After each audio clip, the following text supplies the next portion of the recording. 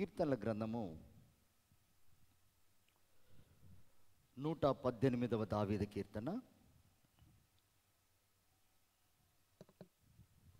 5వ వచనం చదువుకుందాం. ఇరుకునందుండి నేను యెహోవాకు మొరపెట్టి తిని విశాల స్థలమందు యెహోవా నాకు ఉత్తరమిచ్చెను. దేవునికి స్తోత్రం. చెప్దామా చేతులెత్తి మరొకసారి హల్లెలూయా, హల్లెలూయా. ప్రియమైన దేవుని బిడ్డలారా, దేవుడు మన కొరకు తన ప్రాణం పెట్టాడు. ఆస్తిని కోల్పోలేదు, స్థానాన్ని మార్చుకోలేదు, లేదా తన దగ్గర ఉన్న స్వాస్థ్యాన్ని కొద్దిగిచ్చి మానుకోలేదు. కానీ మనల్ని విశాలపరచుటకు, మనల్ని అభివృద్ధి పరచుటకు, మనల్ని దీవించుటకు ఆయన మన కొరకు ప్రాణమే పెట్టాడు. దేవునికి స్తోత్రం కలుగును గాక. ఆయన, అయ్యా నా ఇల్లు కాస్త ఇరుకుగా ఉంది, పిల్లలు ఎదుగుతున్నారు, నాకు ఏదన్నా ఇల్లు కట్టుకోవడానికి సహాయం చేయి ప్రభు అంటే, నా ప్రభు ఏమంటాడో తెలుసా? నువ్వు అడిగేది నీ పిల్లల కొరకు కాదు, నేను నీకు ఒక 2 ఫ్లోర్లు కలిగిన ఇల్లు ఇవ్వాలని ఆశపడుతున్నాను అంటాడు. దేవునికి స్తోత్రం కలుగును గాక. అయ్యా నా కుటుంబ పోషణ కొరకు నాకు ఏదన్నా చేతి పని ప్రభా అని మనం ఆయన బతిలాడుకుంటారంటాడు. నీ అనుకున్న ఒక 4 కుటుంబాలకు సరిపడే సమృద్ధి నేను ఇస్తాను అంటాడు. దేవునికి స్తోత్రం, హల్లెలూయా, హల్లెలూయా. నాకు 1 ఎకరం పొలం చాలు ప్రభా, నేను అంతకంటే ఎక్కువేం అడగట్లేదంటే, నీకు జరగబోయే దినాలలో నీది విస్తరిస్తుంది కనుక నీకు 4 ఎకరాలు కావాలి అంటాడు. దేవునికి స్తోత్రం, హల్లెలూయా. ప్రియ దేవుని బిడ్డారా, మన ఆశలు కోరికలు చిన్నగుంటాయి. మన దేవుడు ఎవరంటే, ఆశ కొనే ప్రాణాలను ఆయన తృప్తిపరిచే దేవుడు. దేవునికి స్తోత్రం. బైబిల్ సెలవిస్తున్న మాట, మనము ఊహించని దానికంటే, ఆశించని దానికంటే అత్యధికంగా చేసే దేవుడు అనుంది బైబిల్లో. అంత మాత్రమే కాదు, ఈ ఆకాశాన్ని ఆయన జానతో కొలిచాడట.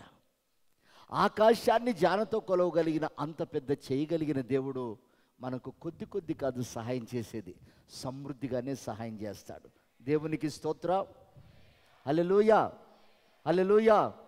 దేవునికి మహిమ కలుగునుగాక, హల్లెలూయా.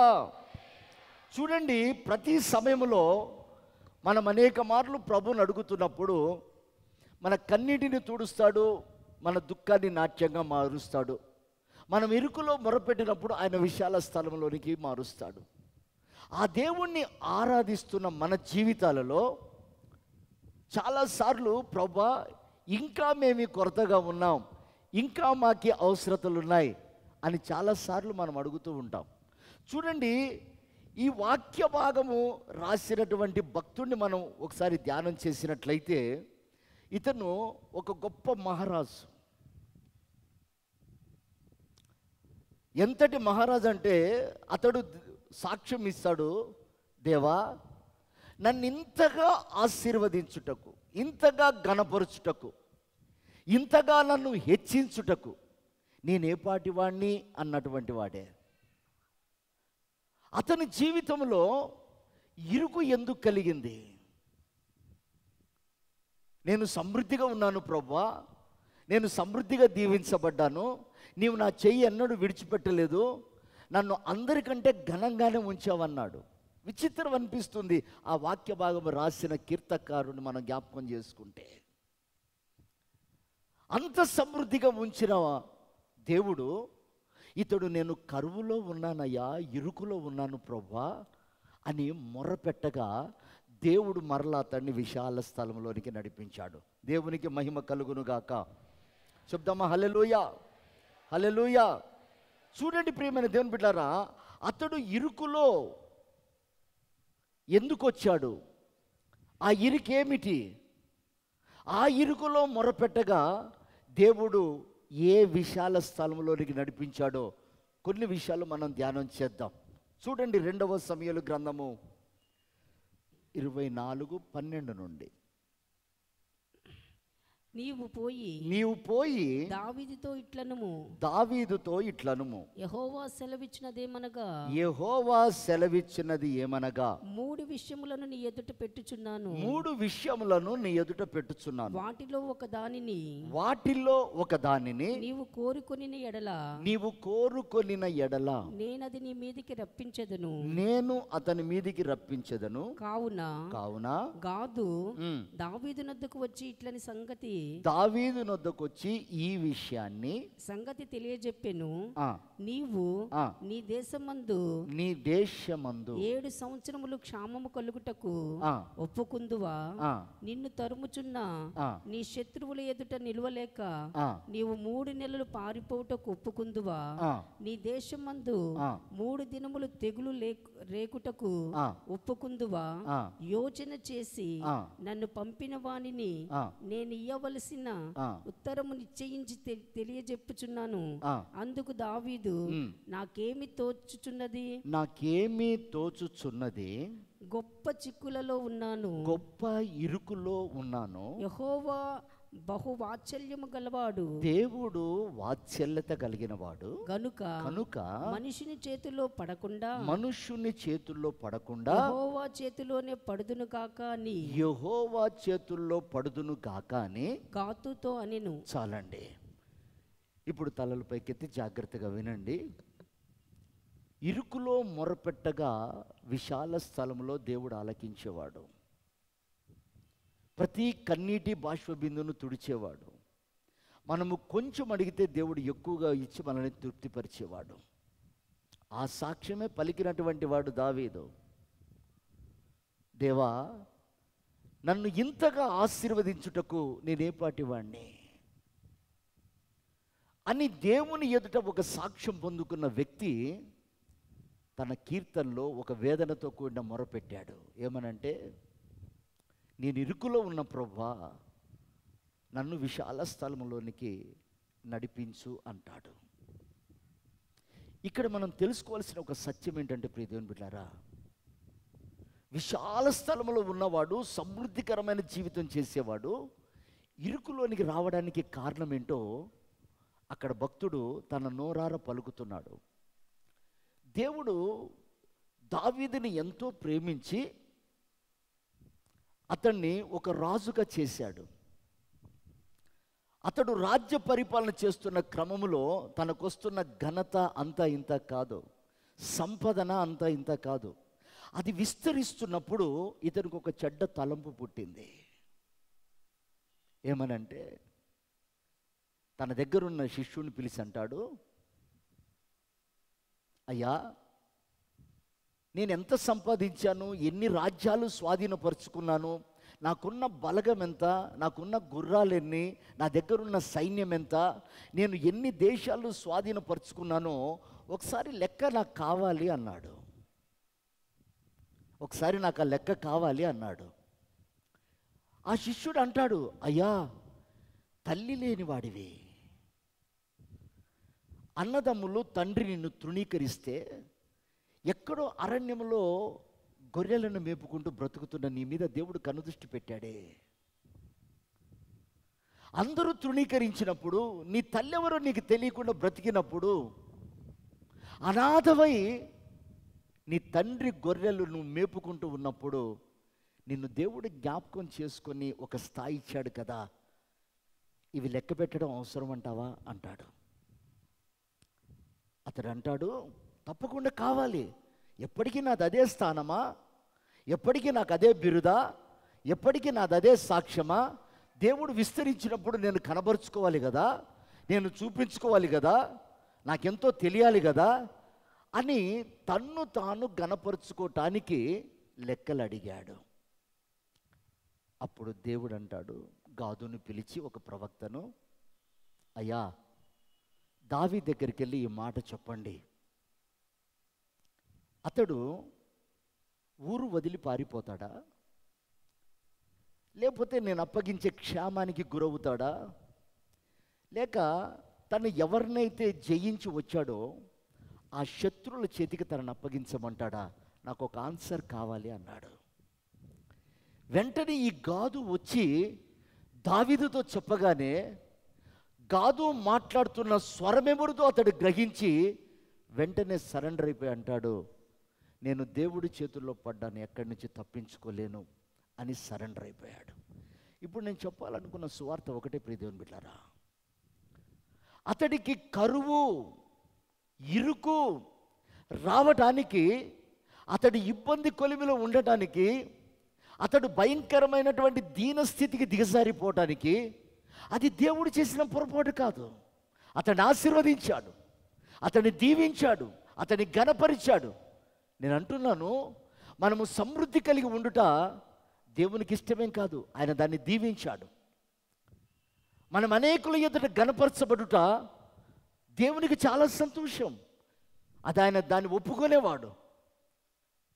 మనము సిరి సంపదలు సంపాదించుకొని పిల్ల పాపలతో ఆనందంగా ఉండటం అది దేవుని చిత్తం, అది ఆయనకు ఆనందమే. కానీ మరి ఎందుకు ఈయన ఇరుకులో పడ్డాడు అంటే ప్రభు చెప్పే మాట ఏమిటంటే, వీటన్నిటికంటే ఎక్కువగా ఆయనను మనం గణపరచాలి. దేవునికి స్తోత్రం కలుగును గాక. ఆదిలోనే దేవుడు ఒక నరుణ్ణి నిర్మించినప్పుడు నువ్వు విస్తరించాలి, అభివృద్ధి పొందాలి, ఫలించాలి. ఇది దేవుని నోట నుండి వచ్చిన మాట. అయితే ఆ మాట పలికినప్పుడు ఏదేను తోటలో నుండే నువ్వు విస్తరించాలి, ఏదేను తోటలో నుండే నువ్వు ఫలించాలి, ఏదేను తోటలో నుండే నువ్వు అభివృద్ధి పరచబడాలి. ఆ స్వరం వినిపిస్తున్నది ఏదేను తోటలో. ప్రియమైనటువంటి దేవుని బిడ్డలారా, ఈరోజు ఇరుకు పరిస్థితి దావీదు జీవితానికి వచ్చి కరువు తాండవించటం, శత్రువులు తరిమి కొట్టడం, కన్నీరు మయమైపోవటం, శాంతికరమైన జీవితాన్ని దుఃఖంగా మార్చుకోవటం, సమాధానంగా ఉన్నదాన్ని భయంకరమైన అసమాధాన పరిస్థితిగా మార్చుకోవడానికి కారణం అతడు అతిశయపడ్డాడు. ఆ సంపదలను చూసి, ఆ విస్తరణను చూసి, ఆ ఎదుగుదలను చూసి, దేవుడిచ్చినటువంటి ఆ కృపను చూసి అతడు అతిశయపడిన కారణంగా అతడి జీవితం ఇరుకుగా మారిపోయింది. బైబిల్ సెలవిస్తున్న మాట, ప్రభు అంటాడు, నీవు నా శిష్యుడిగా, నా ప్రియుడివిగా నీవు ఉండాలంటే నీ తల్లిదండ్రుల కంటే, అన్నదమ్ముల కంటే, అక్కచెల్లెల కంటే, నీ సిరి సంపదల కంటే ఎక్కువగా నన్ను ప్రేమించాలి అన్నాడు. ఎందుకన్నాడు ఆ మాట? నీ కొరకు, నా కొరకు త్యాగం చేసేవారు ఈ లోకంలో ఎవరు లేరు ఆయన తప్ప. సహాయం చేసేవారు ఎవరు లేరు ఆయన తప్ప. తోడు వచ్చేవారు కూడా ఎవరు లేరు ఆయన తప్ప. నువ్వు ఎక్కడ విస్తారంగా పరిచర్య చేసి పడుకున్నప్పుడు, అలసిపోయి పడుకున్నప్పుడు, దిగులుతో పడుకున్నప్పుడు, వేదనతో పడుకున్నప్పుడు, ఒంటరిగా పడుకున్నప్పుడు నిన్ను చూసేవాడు కూడా ఆయనే. దేవునికి స్తోత్రం కలుగును కాక. హల్లెలూయా, హల్లెలూయా. నీవు నా సొత్తు అని నోరారా పలికి ప్రపంచానికి సవాలు చేసింది ఆయన మాత్రమే. కన్న తల్లిదండ్రులు ఒకవేళ విడిస్తే విడవచ్చు, కట్టుకున్న వారు కొంత దూరం ప్రయాణం చేయొచ్చు, కడుపున పుట్టిన వాడికి రెక్కలు వస్తే ఎగిరిపోవచ్చు. కానీ నీ కొరకు ప్రాణం పెట్టిన దేవుడు ఆయన అంటాడు, అంతము వరకు నేను నిన్ను ప్రేమిస్తున్నాను. దేవునికి మహిమ కలుగును గాక. హల్లెలూయా. అందరికంటే ఎక్కువగా నా మీద దృష్టి పెట్టు అంటంలో తప్పు లేదు ప్రియ దేవుని బిడ్డారా. అందరికంటే ఎక్కువగా కాస్త నాకు విలువి ఆయన రిక్వెస్ట్ చేయటంలో తప్పు లేదు. అందరూ ఉండని, కానీ కొద్దిగా నా పని కూడా జ్ఞాపకం చేసుకో అంటంలో తప్పు లేదు కదా. ఒక స్థాయిని పెంచి ఎక్కడో దిగజారిపోయిన వాడిని తీసుకొచ్చి సింహాసనం మీద కూర్చోబెడితే ఆ సంపదల మీద, ఎదుగుదల మీద లెక్కలేశాడు, ఇరుకులోకి వచ్చాడు. ఈరోజు ఒక పాఠం ప్రభు మనకు నేర్పిస్తున్నాడు. ఎందుకొరకు అనేకమైన కుటుంబాలు ఇరుకులోకి వెళ్తున్నాయి, అనేకమైనటువంటి కుటుంబాలు అశాంతికి గురవుతున్నాయి, అనేకమైన కుటుంబాలు సమాధానముతో కట్టబడుతున్న కుటుంబాలు ఒక్కసారిగా కుప్పలాగా కూలిపోతున్నాయి. అన్నదమ్ములు, అక్కచెల్లెళ్ళు కలిసి ఉండి ఒకే కుండలో వండుకొనే అన్నము ఎందుకు వేరవుతుంది ప్రియదేవుని బిడ్డారా? ఈ రోజున ప్రభు నేర్పిస్తున్న పాఠం ఒకటే, అతిశయం వచ్చేసింది. ఒక కుటుంబంలో అన్నదమ్ములు ఉన్నారా, చక్కగా ఎదుగుతారు. ఒకరిని కాదని ఒకరు కాస్త ఎక్కువ సంపాదించుకునేసరికి విభేదాలు. కాస్త దేవుడు ఒకళ్ళని ఘనపరిచి ఒకళ్ళని ఘనహీనంగా చేస్తున్నాడా, విభేదాలు. దేవుడు తన చిత్తానుసారమైన కార్యాలు జరిగించు, వాటిని అశ్రద్ధ చేసిన వాడిని దేవుడు అశ్రద్ధ చేస్తున్నాడా, ఇరుకు. ఈ ఇరుకు పరిస్థితులకు కారణము దేవుడు కాదు, ఒక వ్యక్తిలో దేవుని కంటే ఎక్కువగా దేన్నైతే ప్రేమిస్తామో, ఒక విశ్వాసి కుటుంబంలో, ఒక విశ్వాసి జీవితంలో దేవుని కంటే అధికంగా దేనికి ప్రాధాన్యతనిస్తామో మనం ఇరుకులో పడిపోతున్నాం. దేవునికి స్తోత్రం కలుగును గాక. దేవుని వేదన, బాధ, దుఃఖము కూడా అదే అండి. దేవునికి 24 గంటలు ఆయన కనుదృష్టి పెట్టి చూసేది ఎందుకో తెలుసా? పగలు మేఘస్తంభంగా, రాత్రి అగ్నిస్తంభంగా, కునుకక నిద్రపోక కనుపాప వలె కాపాడుతూ ఆరోగ్యకరమైన రెక్కల కింద భద్రపరుస్తూ ఆయన చూసేది ఎందుకో తెలుసా? నీవు ఆశీర్వదించబడిన తర్వాత మత్తుడవై ఆయనను మర్చిపోతావేమో అని బైబిల్లో రాస్తుంది. ద్వితీయోపదేశక 8వ అధ్యాయము 11, 14 వచనాలు మనం చదువుకుందాం. నేడు నేను నీకు ఆజ్ఞాపించు ఆయన ఆజ్ఞలను, విధులను, కట్టడలను నీవు మేము అనుసరింపక నీ దేవుడైన యెహోవాను మరచి కడుపార తిని మంచి ఇండ్లు కట్టించుకొని వాటిలో నివసింపగా నీ పశువులు నీ గొర్రె మేకలు వృద్ధి అయి నీకు వెండి బంగారములు కీర్తి విస్తరించి నీకు కలిగినదంతా వర్ధిల్లినప్పుడు నీ మనస్సు ఒకవేళ మందించి దాసుల గృహమైన ఐగుప్తు దేశంలో నుండి నీవు ఏ స్థితిలో నుండి వచ్చావో దానిని నిన్ను రప్పించిన నీ దేవుడని యెహోవాను మరిచెదవేమో, నీవు దేవుణ్ణి మరిచిపోతావేమో. చాలండి. ఇప్పుడు దేవుని మనసులో బాధ, వేదనంతా ఏంటంటే నిన్ను ఆశీర్వదించాలన్నది దేవుని ఆశ, ఆశీర్వాదాలకు వారసులుగా చేయాలన్నది దేవుని కోరిక. అలా చేస్తున్న క్రమంలో ఆయన ఏదడిగితే అది ఇస్తున్నాడు. అక్కడ రాస్తాడు చక్కగా, నీవు ఇళ్ళు కట్టుకొని సంపాదించుకొని పిల్లా పాపలతో జీవిస్తూ పాడి పశువులతో ఆనందిస్తూ సమృద్ధి కలిగి నీకు కలిగిందంతా విస్తరిస్తున్నప్పుడు అంటాడు, నీకు కలిగినంత విస్తరిస్తున్నప్పుడు ఒకవేళ నీవు మందగించి అంటే నీ స్థితిని మర్చిపోతావేమో. దాస్య గృహం నుంచి వచ్చావు కదా, అక్కడ బానిసగా ఉన్నావు కదా, బంధకాలతో పట్టబడ్డావు కదా,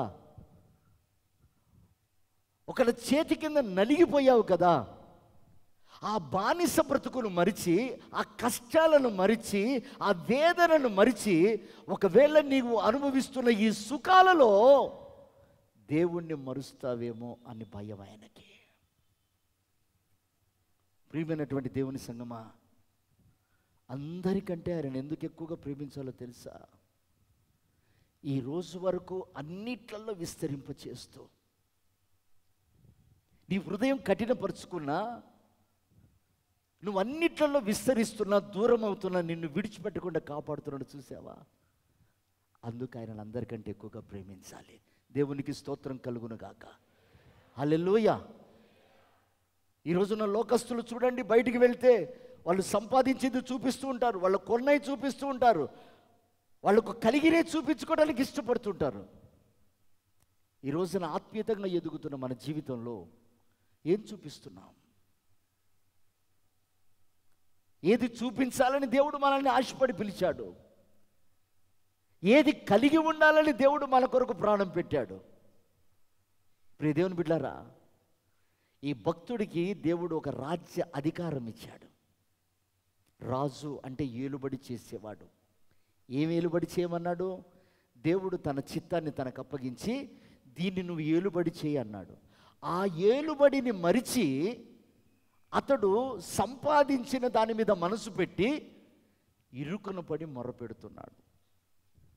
ఏమని మొరపెడుతున్నారు? ప్రభువా, నన్ను విశాల స్థలంలోనికి నడిపించయ్యా అంటాడు. ఇంకేం కావాలి? విశాలం. ఏం తక్కువైంది ఆయనకి? ఆస్తి తక్కువైందా? అంతస్తులు తక్కువయ్యాయా? పేరు తక్కువైందా? ఘనత తక్కువైందా? యాకోబు కూడా చూడండి, యాకోబు యబ్బోకు రేవు దగ్గర పెనుగులాడేటప్పుడు ఆ రాత్రంతా దేవునితో పోరాడుతుంటాడు. దేవా, నన్ను ఆశీర్వదించు. ఏం ఆశీర్వదించాలి? నీకు కలిగిందంతా రేవు దాటించావు, నీకేం తక్కువైంది?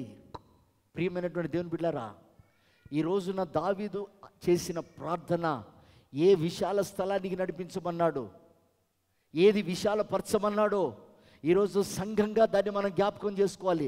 ఆస్తి విస్తరింప చేయడం దేవుని చిత్తం దేవుని చిత్తం, అభివృద్ధి పరచడం దేవుని చిత్తం. ఆయన అంటాడు, కేవలం నువ్వు దేవుని సన్నిధిలో అలా పడుంటే చాలు, నువ్వు పోగొట్టుకున్నవన్నీ దేవుడు ఇవ్వగలుగుతాడు. దేవునికి స్తోత్రం కలుగును గాక. హల్లెలూయా. సమూయేలుతో దేవుడు మాట్లాడుతున్నాడు. సమూయేలు, నీ దగ్గరికి నేను ఒక వ్యక్తిని పంపిస్తున్నాను, అతని పేరు సౌలు. అతడు తన తండ్రి గార్ధామములు పోని నీ దగ్గరకు వస్తాడు. కానీ నా ఉద్దేశం అది కాదు, నా సంకల్పం అది కాదు. అతన్ని అభిషేకించి ఒక రాజుగా చేయటం నా మనసులో ఉన్న ఆలోచన. కానీ అతడు వచ్చినప్పుడు ఈ విషయం చెప్పడానికి అక్కడ కొద్దిసేపు అతన్ని కూర్చోబెట్టు అన్నాడు.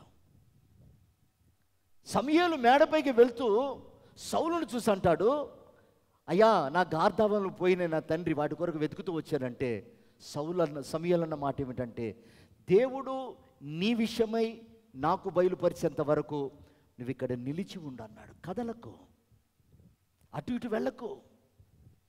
అక్కడేదో మేత దొరుకుతుందని, అక్కడేదో ఇది దొరుకుతుందని, అక్కడేదో ప్రవక్తున్నాడని ఎటు వెళ్ళకు. ఈ స్థలాన్ని నీకు నియమించాడు నిన్ను గణపరచడానికి, నీ గురించి చెప్పడానికి, నీతో మాట్లాడటానికి. కాబట్టి అక్కడ నువ్వు నిలిచి ఉండు.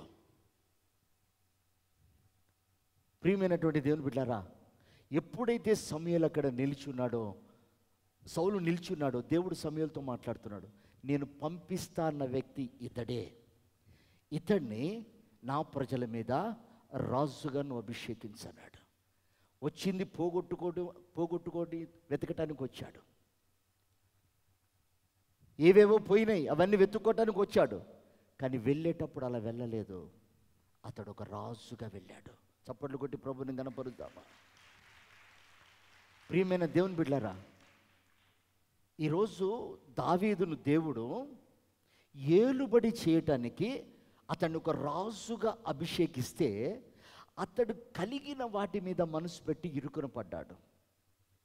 ఈరోజున ప్రభు మనకు నేర్పించే పాఠం ఒకటే, మన పట్ల దేవుడు తన చిత్తము నెరవేర్పు జరిగేంత వరకు మనకు ఒక స్థలాన్ని సిద్ధపరిచి అక్కడ వేచి ఉండండి అన్నాడు. ఏం సిద్ధపరిచాడు? ఆయన మనకు ఒక స్థలం సిద్ధపరిచాడు. ఆ స్థలానికి వెళ్ళే ముందు ఒక స్థలాన్ని సిద్ధపరిచాడు. ఆ స్థలంలో మనం నిరీక్షణ కలిగి ఉన్నప్పుడు మనకేం కావాలో అవి తీసుకొచ్చి మన దగ్గర పడేస్తాడు. దేవునికి స్తోత్రం కలుగును గాక. హల్లెలూయా. ఒకరోజు ఆదాముతో అంటాడు, ఆదామా, నా మనసులో ఉన్న విషయాలన్నీ నీతో చెప్పడానికి నేను దిగి వస్తానన్నాడు. ఒకరోజు నా తోటలోకి రాగానే ఆదాం లేడక్కడ. ఆదామా, ఎక్కడున్నావు అంటే, నేను చెట్టు చాటుకున్నా అన్నాడు. దేవుడు ప్రణాళిక, దేవుని ఆలోచన, దేవుని ఉద్దేశాలు సమస్తము నష్టమైపోయాయి. చూడండి, దేవుని సన్నిధిలో ఎందుకయ్యా ఆయన నిలబెడుతున్నాడంటే, ఇక్కడ నుండి నువ్వు పోగొట్టుకున్నవి సంపాదించుకోవడం మాత్రమే కాదు, రేపు ఆయన ప్రత్యక్షమై హఠాత్తుగా మందిరంలోనికి ప్రత్యక్షమైనప్పుడు మనము రూపాంతరము చెంది ఆయనతో మనం వెళ్ళిపోతాం. దేవునికి స్తోత్రం కలుగును గాక. హల్లెలూయా. రూపాంతరము చెందటానికి ఆయన మనల్ని పిలిచాడు. అంత మాత్రమే కాదు ప్రియ దేవుని బిడ్డారా, ఆయన లోకమును జయించినట్లుగా జయించటానికి మనల్ని ఇక్కడ పరిపూర్ణులుగా మారుస్తున్నాడు. దావీదు దేని మీద మనసు పెట్టి అతడు ఇరుకును పడ్డాడు. ఇప్పుడు అతడు ప్రార్థన చేస్తాడు, ప్రభువా, ఇరుకులో ఉన్న నన్ను నీవు విశాలతలో నడిపిమనగానే దేవుడు ఆ ప్రార్థన ఆలకించి అతన్ని విశాల స్థలంలోనికి నడిపించాడట. ఆ మాట కూడా మనం చదువుకుందాం. 119వ దావీదు కీర్తన 32వ వచనం. నా హృదయమును నీవు విశాలపరిచినప్పుడు, నా హృదయమును నీవు విశాలపరిచినప్పుడు నేను నీ ఆజ్ఞల మార్గమున పరిగెత్తెదను. నీ ఆజ్ఞల మార్గమున నేను పరిగెత్తెదను. చాలండి. దేవునికి స్తోత్రం కలుగును గాక. చెప్దాం అందరం చేతులెత్తి హల్లెలూయా, హల్లెలూయా. ఇప్పుడు దేవుడు దావీదుది ఏం విశాలపరిచిండు? తన హృదయాన్ని విశాలపరిచిండు. ఎందుకని? ఈ హృదయం ఎప్పుడు స్వార్థముతో నిండుకుంటుంది. మానవుని హృదయము ఎల్లప్పుడూ చెడ్డది అనుంది. మానవుని హృదయము ఘోరమైన వ్యాధి కలిగిందనుంది. ఈ హృదయంలో ఉన్న ఆలోచనలు మన స్వచిత్తాన్ని కోరుకునేవి. ఈ హృదయంలో ఉన్న ఆలోచనలు మన అవసరాలు తీర్చేటట్లుగా ప్రార్థన చేసేవి. స్వార్థముతోనూ కపటముతోనూ నిండుకొని ఉంటాయి. ఇది వ్యాధి కలిగింది. దేవుడు ఈ హృదయాన్నే కోరుకున్నాడు. నీ హృదయాన్ని నాకిమ్ము. ఎందుకని? ఆయన మన హృదయములో నివాసము చేయటానికి ఈ హృదయాన్ని కోరుకున్నాడు. దేవునికి స్తోత్రం కలుగును గాక. హల్లెలూయా, హల్లెలూయా. దావీదుతో దేవుడు అంటాడు, నేను అతన్ని కోరుకున్నాను, నేను అతన్ని ఏర్పాటు చేసుకున్నాను, అతన్ని నేను కనుగొన్నాను అంటాడు. ఎందుకయ్యాలంటే నా హృదయము అతనిలో పెట్టడానికి. అతను నా హృదయానుసారుడని నేను అతన్ని కోరుకున్నా. నా హృదయంలో ఉన్న భారం, నా హృదయంలో ఉన్న బాధ్యత, నా హృదయంలో ఉన్న కోరిక, నా హృదయంలో ఉన్న ఆశ, నా హృదయంలో ఉన్న తెగింపు దావీదు చేస్తాడని నేను అతన్ని కోరుకున్నా. కానీ అతని హృదయము తన స్వార్థంతో నిండి ఉందని నాకు తెలియదు అంటాడు. ఇరుకును పడ్డాడు. ఎప్పుడైతే దేవుని స్వరం విని కరువును కోరుకుంటావా, పారిపోతావా, శత్రు చేతికి అప్పగించాలా అని అడిగాడు. ఇప్పుడు ఒక్క మాట అర్థం చేసుకోండి. దావీదు చేసిన తప్ప, ఇంత సంపాదించానయ్యా, ఎప్పుడో దిగజారిపోయిన పరిస్థితుల్లో 10 రూపాయలతో వచ్చాను, ఈరోజు 1,00,000 రూపాయలు సంపాదించే స్థాయికి వచ్చాను అని చెప్పుకోవడంలో ఏమైనా తప్పు ఉందంటారా? పూరి గుడిసెలో ఉండేవాడిని, నేను ఇల్లు కట్టుకున్నాను అని చెప్పుకోవడంలో తప్పు ఉందంటారా? కానీ అక్కడ దేవునికి రావలసిన మహిమను అతడు దొంగిలించిన కారణంగా అతడు ఇరుకులో పడ్డాడు. దేవునికి మహిమ కలుగును గాక. హల్లెలూయా. అంటే దేవునికి ఎందుకు మహిమ ఇవ్వలేదు? నేను 10 రూపాయల్లో ఉన్నవాడిని 1,00,000 రూపాయలు సంపాదించాను, పూరి గుడిసెలో ఉన్నవాడిని బిల్డింగ్ కట్టుకున్నాను, ఇదిగో నా పిల్లలకు గత్యంతరం లేకపోగా వాళ్ళని చదివించగా ఒక స్థాయిలో ఉన్నాను అని చెప్పుకుంటూ వెళ్తున్నావు. కానీ నీలో ఉంచిన ప్రేమ వృద్ధిపరచబడింది. నేను తగ్గింపు జీవితాన్ని విశాలపరుచుకున్నాను. నా విశ్వాసానికి నేను పునాది వేసుకొని దాని మీద నేను ఇల్లు కట్టాను. నాలో ఉన్న దేవుని ఆత్మను పోగొట్టుకోకుండా నేను కాపాడుకున్నాను. దీని విషయమై నేను ఇన్ని శ్రమలు పడ్డాను అని చెప్పుకోగలుగుతున్నావా? ప్రభు అంటాడు, దావీదు ప్రార్థన చేయగా అతని హృదయాన్ని దేవుడు విశాలపరిచాడు. నీ ఆస్తి సంపాదన కొరకైతే నిన్ను దేవుడు లోకంలో నుండి పిలిచే అవసరం లేదు. నీకున్న జ్ఞానాన్ని బట్టి, నీకున్న సామర్థ్యతను బట్టి అందరితో పాటుగా సంపాదించుకోవచ్చు, అందరితో పాటుగా బ్రతకొచ్చు, అందరికంటే ఎక్కువగా కూడా బ్రతకొచ్చు నీ సామర్థ్యతను బట్టి. దేవుడు నిన్ను పిలిచింది ఆయన గుణాతిశయములను ప్రచురము చేయ నిమిత్తము. దేవునికి స్తోత్రం కలుగును గాక. హల్లెలూయా, హల్లెలూయా.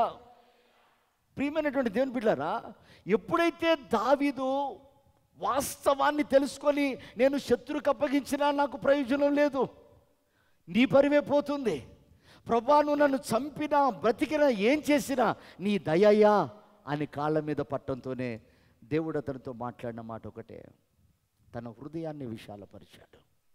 ఈ రోజున ప్రియమైన దేవుని బిడ్డలారా, మనం విశాలపరచబడవలసిందే. మన ఇరుకు విశాలతగా మార్చబడటానికి, మనం చేయవలసిన పనల్లా మన హృదయాన్ని విశాలపరుచుకోవాలి. దేవునికి స్తోత్రం కలుగును గాక. హల్లెలూయా, హల్లెలూయా, హల్లెలూయా. చూడండి, దావీదు అన్నటువంటి మరొక మాట కూడా మనం చదువుకుందాం. 119వ దావీదు కీర్తన 10-11 వచనాలు మనం చదువుదాం. నా పూర్ణ హృదయముతో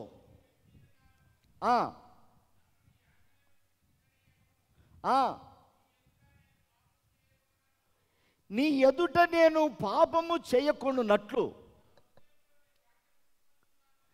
నా హృదయములో నీ వాక్యమును ఉంచుకొనుచున్నాను. దేవునికి స్తోత్రం కలుగునుగాక. హల్లెలూయా. ప్రియమైనటువంటి దేవుని బిడ్డలారా, ఆజ్ఞ అతిక్రమము పాపము అన్నాడు దేవుడు. ఆజ్ఞ దీపము అన్నాడు. అంటే వాక్యము దీపము.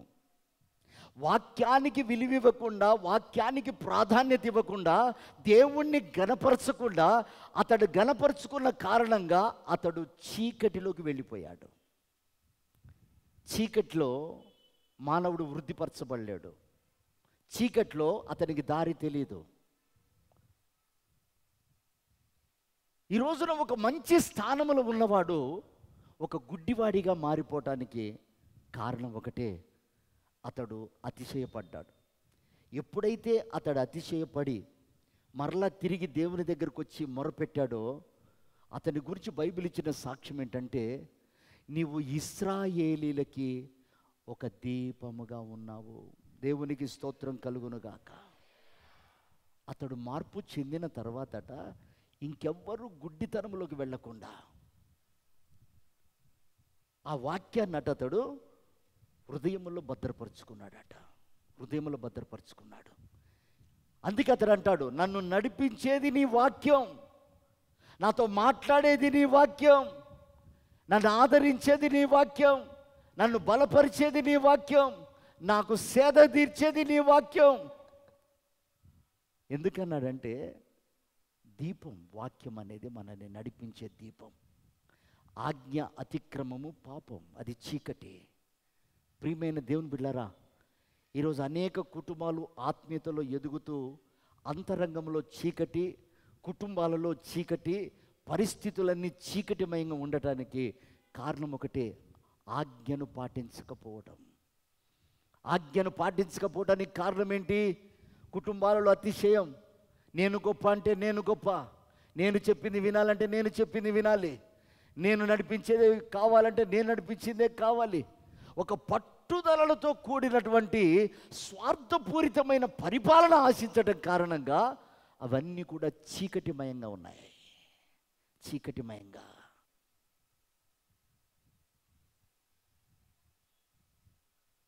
ఈ రోజున మన మనోనేత్రాలు వెలిగించబడాలి.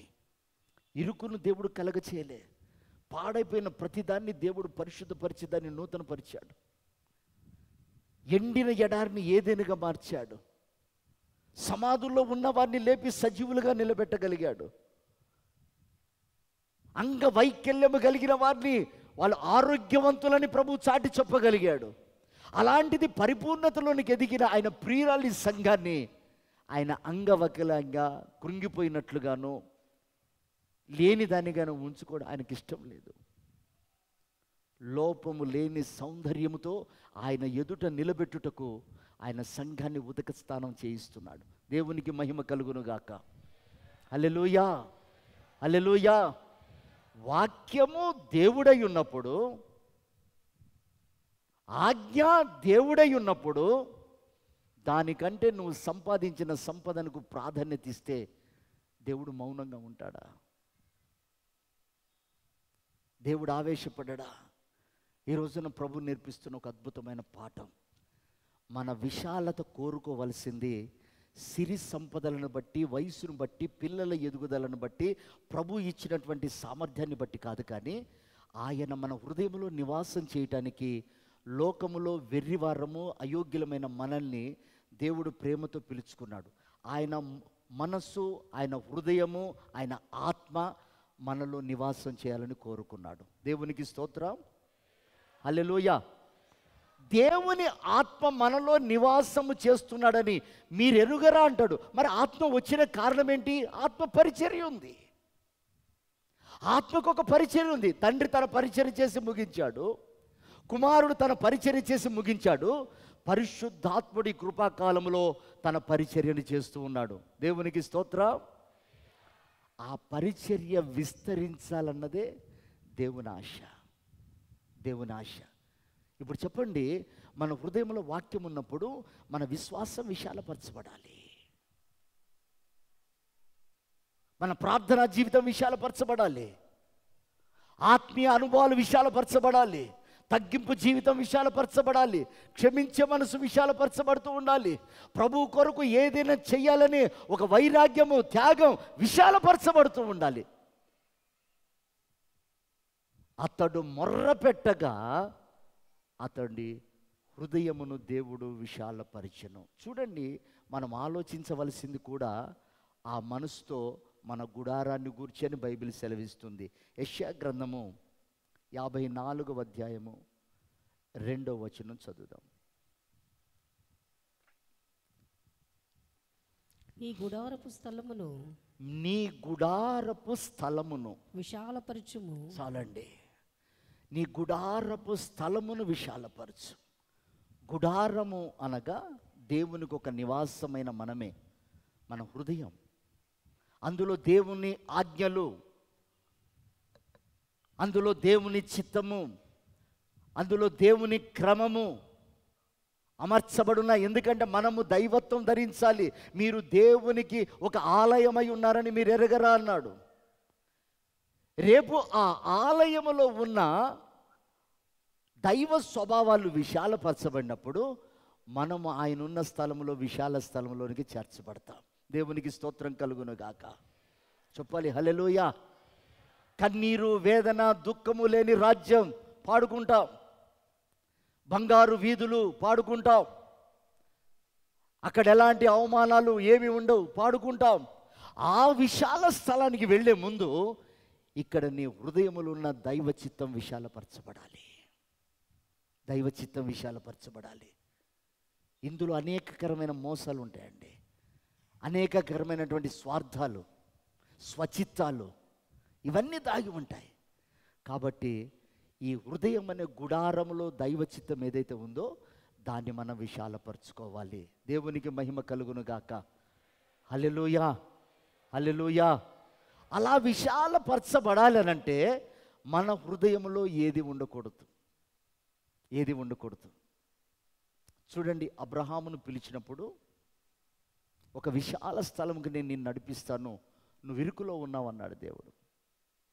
అప్పుడు అతడట దేవుణ్ణి విశ్వసించి ఆ మాటను నమ్మి అతడు అప్పగించుకొనెను అని బైబిల్ సెలవిస్తుంది. దేవునికి స్తోత్రం, హల్లెలూయా.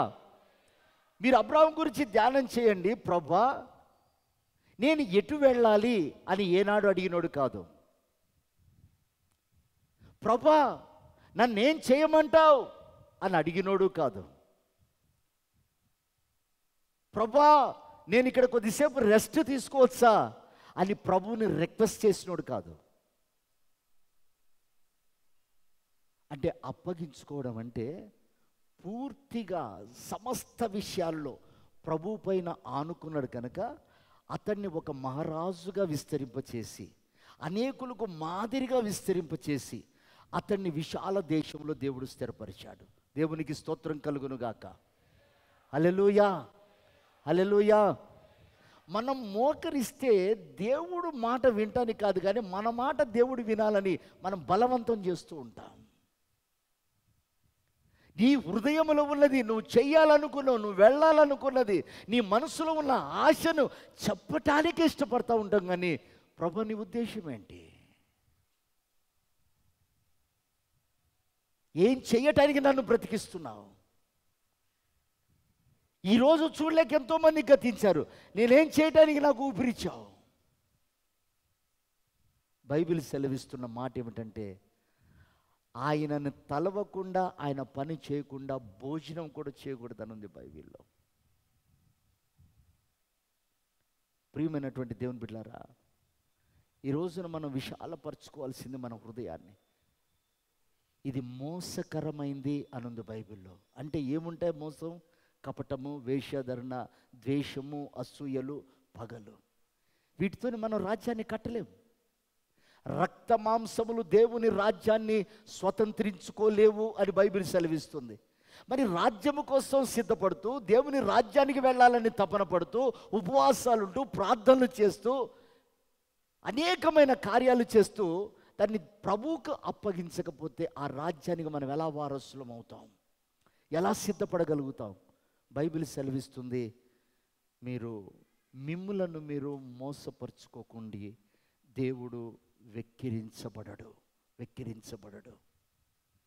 ప్రియమైన దేవుని బిడ్డలారా, ఏమీ చదవకుండా నేను ఎగ్జామ్స్కి పోతానంటే అది మోసం.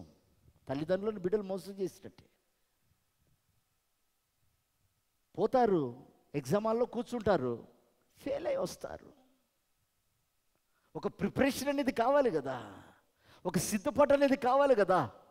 మన ముందు బాగానే స్కూల్కి వెళ్తున్నాం, వస్తున్నాం, అమ్మ ఎగ్జామ్స్ ఉన్నాయి నేను వెళ్తున్నానని ఎలాంటి ప్రిపరేషన్ లేకుండా వెళ్తే ఫెయిల్ అయిపోతాం. ప్రియమైనటువంటి దేవుని బిడ్డలారా, మన హృదయంలో దేవుడు ఉంచింది ఆయన చిత్తము చేయుటకు తన ఆత్మను మనలో ఉంచాడు. దేవునికి మహిమ కలుగును గాక.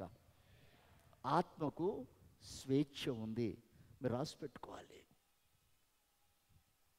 మన నోటికి స్వేచ్ఛ ఉంది కదని మనం మాట్లాడితే ప్రభు మాటలు సెలవిస్తున్నాయి, నీ విస్తారమైన మాటల వలన దోషం ఉంటుందని చెప్పగలుగుతున్నాడు. అంటే మనం మాట్లాడటానికే మనకంత స్వతంత్రం లేదు. వాటికి దోషం ఉందంటాడు, వాటికి లెక్క ఉందంటాడు, మనం చేసే ప్రతి పనికి లెక్క ఉంది అంటాడు. వీటన్ని కౌంటబుల్, ఇవన్నీ కూడా కౌంట్ అవుతూ ఉన్నాయి. అలాంటప్పుడు దేవుని ఆత్మ మనలో ఉన్నప్పుడు ఆయన పరిచర్యను చేసుకుంటూ పోతాడు. దాన్ని బలవంతంగా మనం ఆపకూడదు, ఆత్మను మనం బంధించకూడదు, ఆత్మను మనం పంపించకూడదు. ఆత్మను దుఃఖపరచకండి అని ఉంటుంది. మన భౌతిక సంబంధమైన కార్యాలను బట్టి ఆత్మ దుఃఖపడి వెళ్ళిపోతుంది. ఆత్మకు స్వేచ్ఛ ఉంది, ఆత్మకు స్వాతంత్ర్యం ఉంది. ఆత్మ తనిష్టమైనట్టు వెళ్తుందట, తనిష్టమైన చోట విహరిస్తుంది, తనిష్టమైన పని జరిగిస్తుంది. ఈ బాడీలో ఆత్మకు ప్రాధాన్యత కనుక ఆత్మ కొనిపోయినప్పుడు ఆ బాడీ వెళ్ళవలసిందే, కానీ అభ్యంతరపరచకూడదు. దేవునికి స్తోత్రం చెప్దామా? హల్లెలూయా. యేసు ప్రభు బాప్తిసం తీసుకున్న వెంటనే ఆత్మ అరణ్యములోనికి త్రోసుకొని పోయెను అని ఉంటుంది.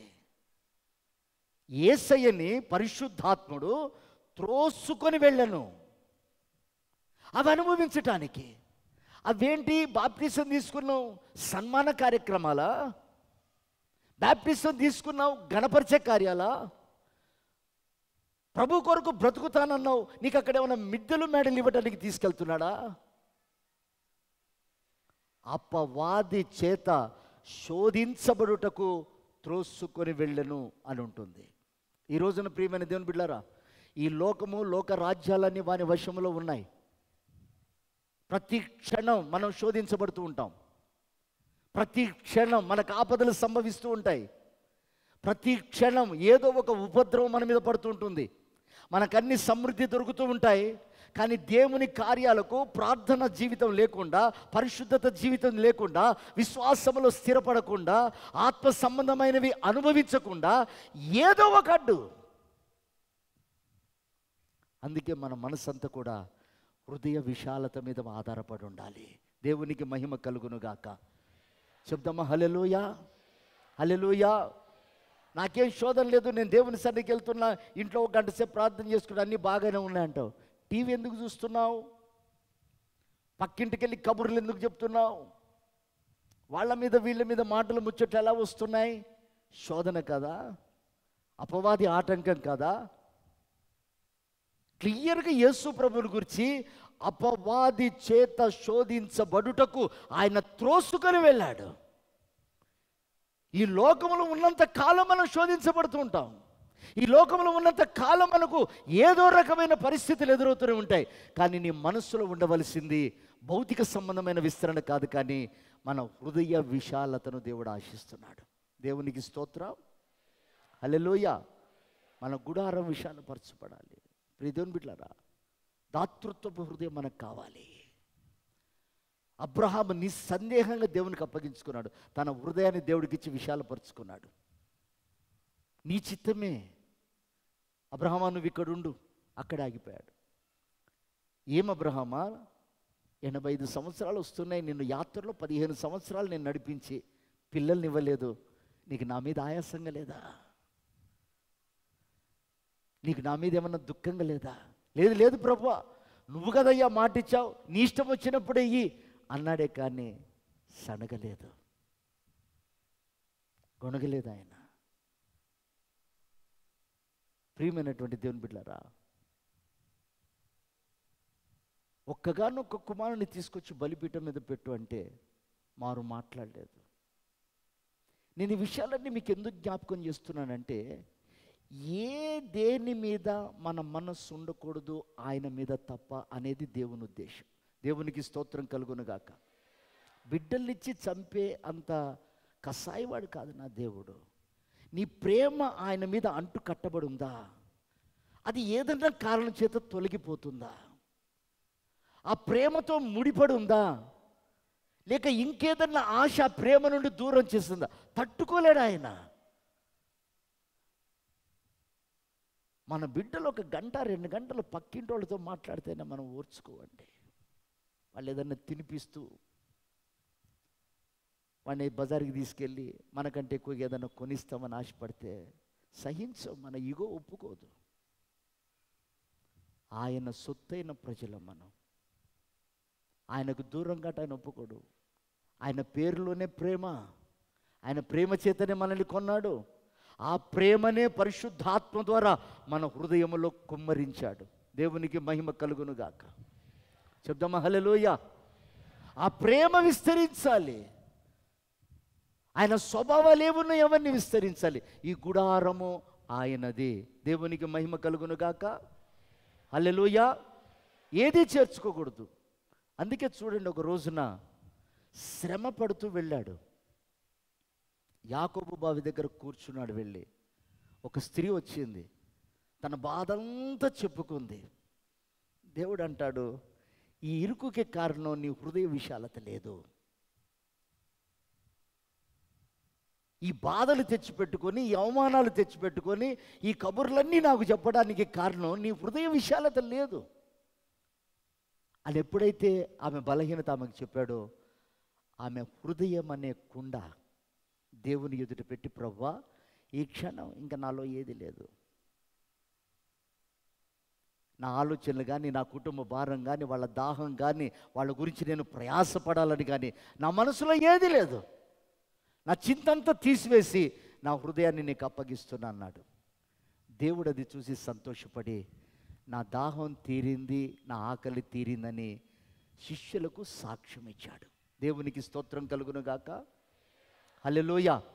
అంటే ఇప్పుడు దేవుని మన హృదయంలో దేవుడు తన కార్యాలను పెట్టాడు. తన కార్యాలను పెట్టాడు.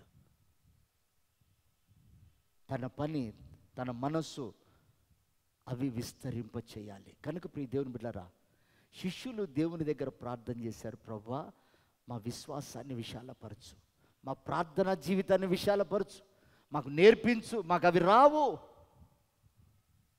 మేము ఎలా వాటిలో వృద్ధి పొందాలో మాకు తెలియట్లేదు. ఈ రోజున భౌతిక సంబంధమైనవి, ఆరోగ్య సంబంధమైనవి అడగటం మానేసి హృదయ సంబంధమైన వాటిని మనం అడగటం ప్రారంభిద్దాం.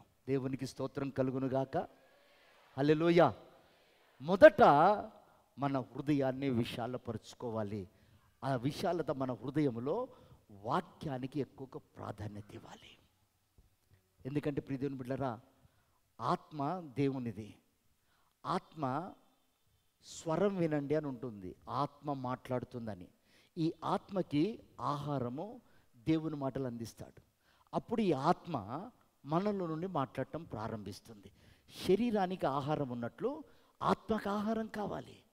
ఆ ఆత్మ దేవుని యొద్ద నుండి దొరుకుతుంది. ఆత్మకు ఆహారం దేవుడే పంపించేటప్పుడు అది ఆత్మ పొందుకోవాలని దాన్ని మనకు ఎంకరేజ్ చేయకపోతే, సహకరించకపోతే మనమే నష్టపోతాం. కనుక దేవుని మాటలు భుజించేది దేవుని ఆత్మ, శరీరము భుజించేది కష్టార్జితమైన శరీరము ఆహారం. ఈ ఆహారం శరీరాన్ని ఎలా పోషిస్తుందో, ఆత్మ దేవుని పని చేయటానికి ఆ ఆహారాన్ని భుజించాలి. కాబట్టి అది మాత్రమే మన హృదయంలో పదిలపరుచుకోవాలి. దేవునికి స్తోత్రం చెప్దామా? హల్లెలూయా. చూడండి, బైబిల్లో అలా ప్రాధాన్యత ఇచ్చి విశాలపరుచుకున్న భక్తులకు ఇద్దరు ఉన్నారు. ఒకరి గురించి మనం చదువుకుందాం.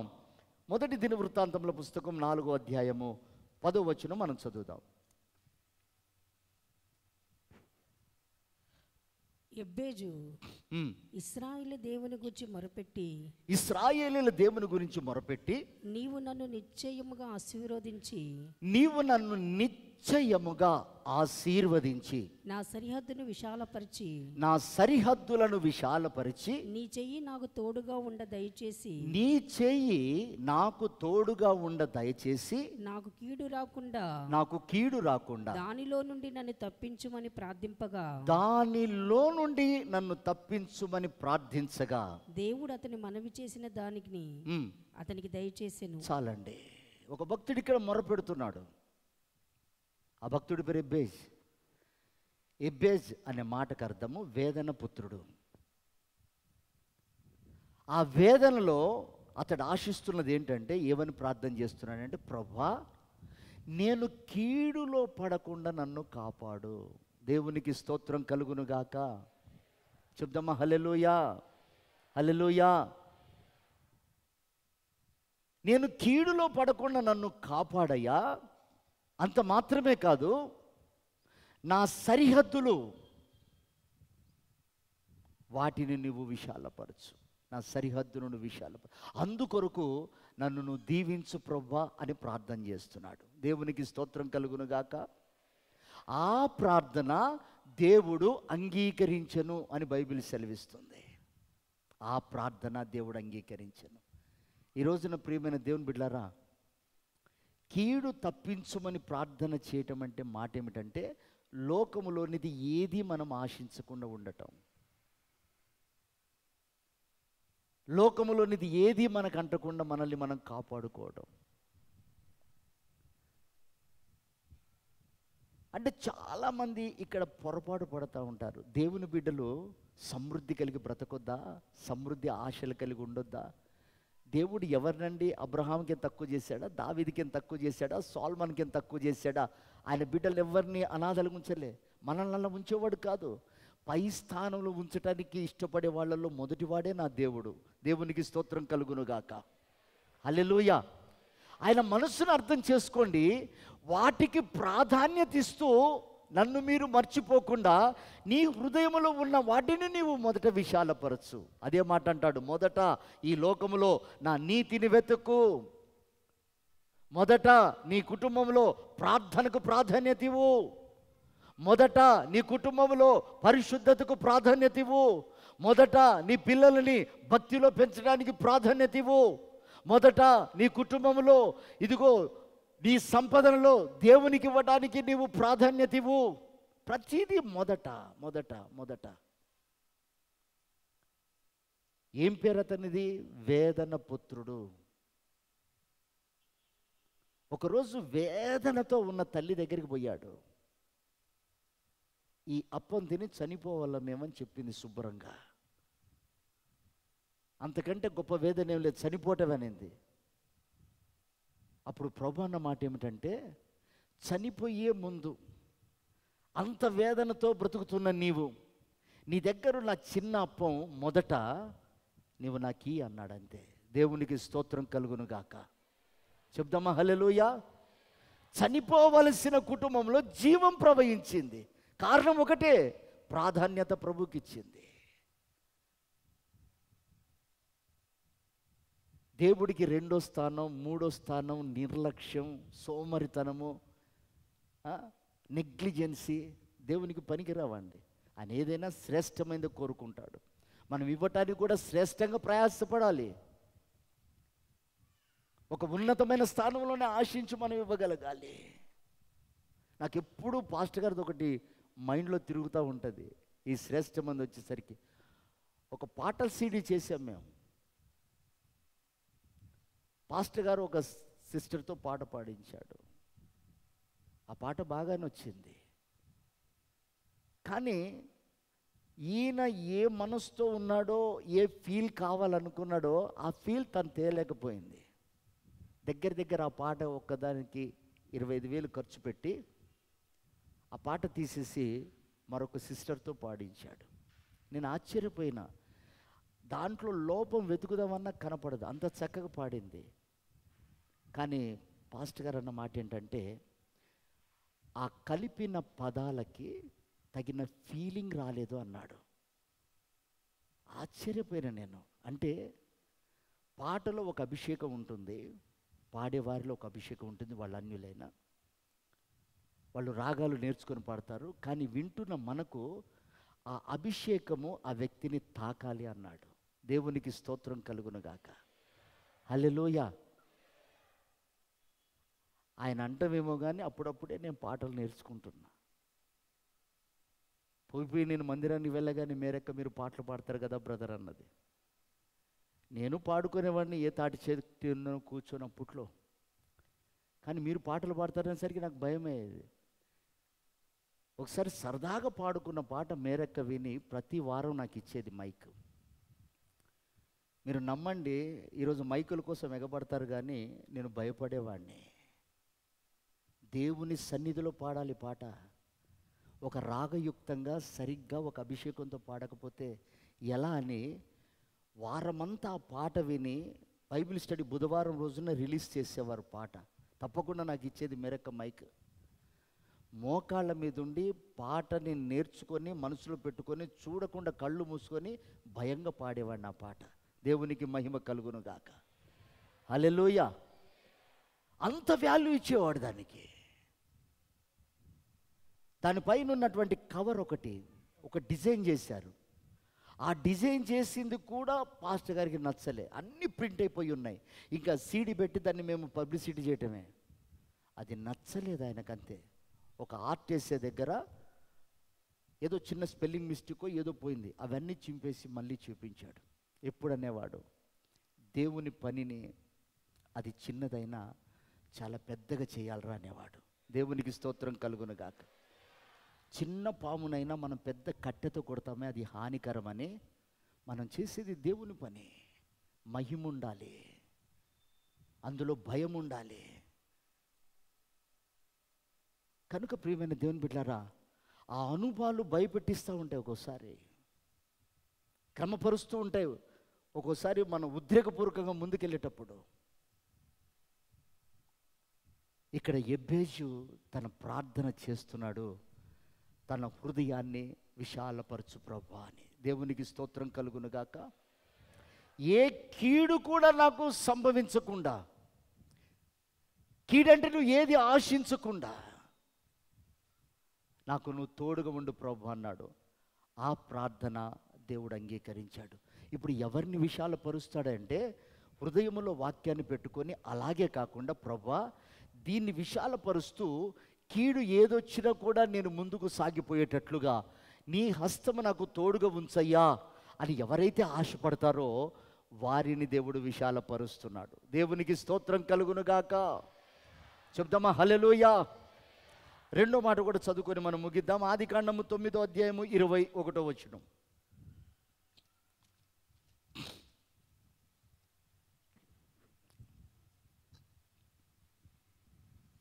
ఆదికాండము 9వ అధ్యాయము 21వ వచనం. పిమ్మట ద్రాక్షారసము తాగి మత్తుడై తన గుడారములో వస్త్రహీనుడిగా ఉండెను. అప్పుడు ఆనానుగు తండ్రి అయిన హాము తన తండ్రి వస్త్రహీనుడై ఉండుట చూచి బయటనున్న తన ఇద్దరు సహోదరులకు ఆ సంగతి తెలిపెను. అప్పుడు షేము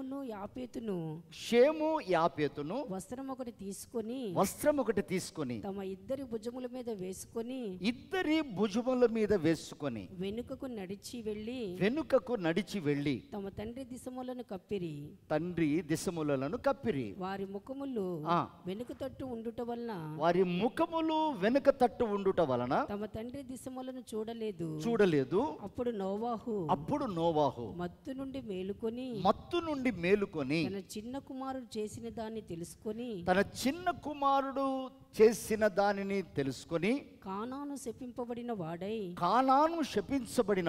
తన సహోదరులకు దాసుడగును అనెను. మరియు అతడు షేము దేవుడైన యెహోవా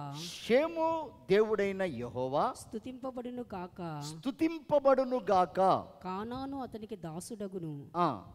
దేవుడు యాపేతును విశాలపరచును. దేవునికి స్తోత్రం కలుగును గాక. ఇప్పుడు జాగ్రత్తగా గమనించండి ప్రియ దేవుని బిడ్డలారా. నోవాహుకు 3 కుమారులు, హాము, షేము, యాపేతు. ఈ హాము తండ్రి మద్యము సేవించి ద్రాక్షారసము తాగి వస్త్రహీనుడై పడుంటే ఆ ఇరువురి అన్నదమ్ముల దగ్గరికి వెళ్ళి వాళ్ళ దగ్గర అపహాస్యం చేస్తున్నాడు. ఒరే అన్నలారా, ఇదిగో నాన్న చూడు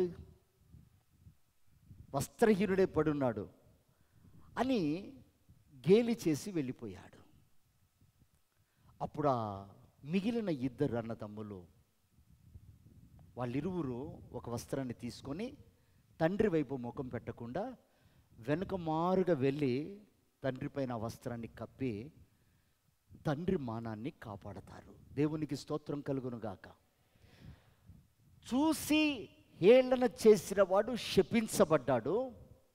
చూడకుండా ఆ మానాన్ని కాపాడిన వారు, ఒకడు యెహోవాను స్తుతించేవానిగాను, ఒకడు విశాలపరచబడేవాడుగాను దీవించబడ్డారు. దేవునికి స్తోత్రం కలుగునుగాక. చెప్దామా హల్లెలూయా.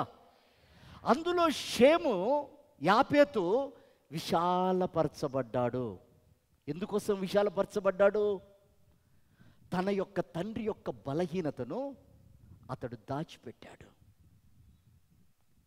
తండ్రి చేసిన తప్పును బహిరంగం చేయకుండా అతన్ని దాచిపెట్టాడు.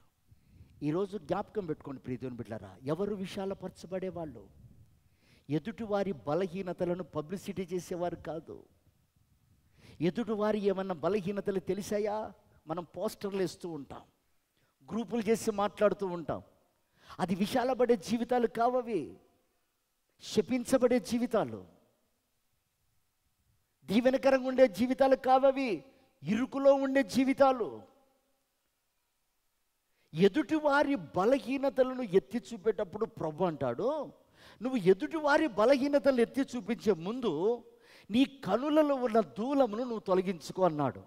ప్రభు స్వయాన ఈ ఉపమానం చెప్పాడు. అంటే ప్రతి మానవుడు ఒక బలహీనుడే. ప్రతి ఒక్కరిలో ఏదో బలహీనత ఉంటుంది. అవన్నీ చూస్తున్న నాకు లేనిది ఆ బలహీనతలు బయటేస్తున్న నీకు శాపం అన్నాడు. సొంత కుమారుడు కదండి తండ్రి శపించాడు. హాముని కడుపును పుట్టినోడే కదా, ఎందుకు శపించాల్సి వచ్చింది? తండ్రి విలువను తీసేశాడు. ఈరోజు మన మనసులో పెట్టుకోవాల్సిన విషయం ఒకటే, తండ్రి క్షమించి, తండ్రి కాపాడుకుంటూ, తండ్రి ఉద్ధరించాలని తండ్రి వారి పట్ల ఒక ప్రణాళిక కలిగి ఉన్నప్పుడు, ఒక కుటుంబానైనా, ఒక విశ్వాసినైనా, ఒక వ్యక్తినైనా వారి బలహీనతలు మనం బయట చూపించినప్పుడు తండ్రి మానమును మనం తీస్తున్నాం. తండ్రి ఉద్దేశాన్ని మనం అవమానపరుస్తున్నాం.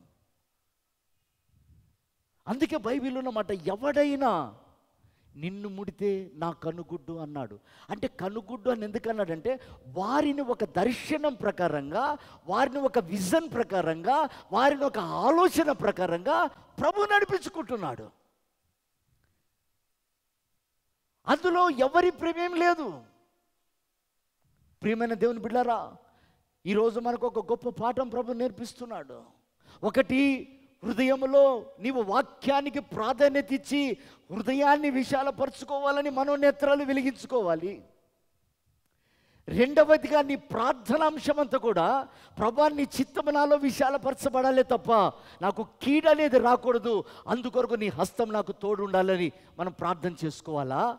మూడవదిగా ఎవరి బలహీనతలు కాదు కానీ నేను బలహీనునని నన్ను జ్ఞాపకం చేసుకుంటున్నావు, నీ కృప ద్వారా నన్ను నడిపించు ప్రభు అని ప్రార్థన చేయాలి. దేవునికి స్తోత్రం కలుగును గాక. హల్లెలూయా, హల్లెలూయా. బైబిల్ సెలవిస్తుంది, నీ బలహీనతలో దేవుడు నీకు సహాయము చేస్తాడని. ఆయన సహాయం చేసేది మనం బలవంతులమని కాదండి, ఆయన సహాయం చేసేది మనం యోగ్యులమని కాదు, ఆయన సహాయం చేసేది మనం ఎన్నికైన వారమని కాదు. మన బలహీనతల్ని చూస్తూ బలవంతులను సిగ్గుపరచుటకు దేవుడు మనల్ని నిలబెడుతున్నాడు. దేవునికి స్తోత్రం కలుగును గాక. హల్లెలూయా. బైబిల్ సెలవిస్తున్న మాట, అతిశయించువాడు భూమి మీద కృప చూపుతున్న దేవుణ్ణి బట్టి తప్ప వాని సిరి సంపదలను బట్టి, వానికి ఉన్న సామర్థ్యతను బట్టి, గుర్రాలను బట్టి, రౌతులను బట్టి, ఐగుప్తి ధనమును బట్టి ఎవడు అతిశయింపకూడదు అని బైబిల్ సెలవిస్తుంది. ఈ రోజున పాఠం ప్రియమైన వాళ్ళారా, బలహీనతలు ఏ నరుడు పరిశుద్ధుడు కాదు, ఎవరు ఆకాశం నుండి ఊడిపడలేదు. పాపములోనే పుట్టాం, పాపంలోనే పెరుగుతున్నాం. పరిశుద్ధతను సంపాదించుకుంటూ కృప ద్వారా పరిపూర్ణం కావాలని ఆయనని వేడుకుంటున్నాం. నీ కంటికి ఎదుటి వారి బలహీనతలు కనపడ్డా మనసులో దాచుకో, వారిని సహోదరులుగా ప్రేమించు, సహోదరులుగా ప్రేమించు. నేను ఒకప్పుడు ఆ స్థితి అని జ్ఞాపకం చేసుకో. నాకు పిల్లలు ఉన్నారు అని జ్ఞాపకం చేసుకో. రేపు ఆ స్థితి నాకు రాకూడదు అని జ్ఞాపకం చేసుకో. వారిని బయట వేసిన కారణంగా శపించబడ్డాడు. విశాలపరచబడ్డది దాచుకున్నందుకు. 3 విషయాలు ప్రభు మనతో మాట్లాడుతున్నాడు. దావీదు ఒక ఉన్నతమైన స్థానం కలిగిన వాడు. ఇరుగుగుంది ప్రభా విశాలపరచు అని ప్రార్థన చేసింది ఆస్తి కొరకు కాదు, అంతస్తుల కొరకు కాదు, అధికారము కొరకు అంతకంటే కాదు, అన్నీ ఆయనకున్నాయి. నా హృదయాన్ని నువ్వు విశాలపరచగా నీ ఆజ్ఞల మార్గములో నేను పరిగెత్తి తిని. దేవునికి స్తోత్రం. హల్లెలూయా, హల్లెలూయా. అందుకే నీ ఆజ్ఞలు నాకు ప్రీతికరం అంటాడు. నీ ఆజ్ఞలను ధ్యానించగా నా హృదయంలో మంట పుట్టెను అంటాడు.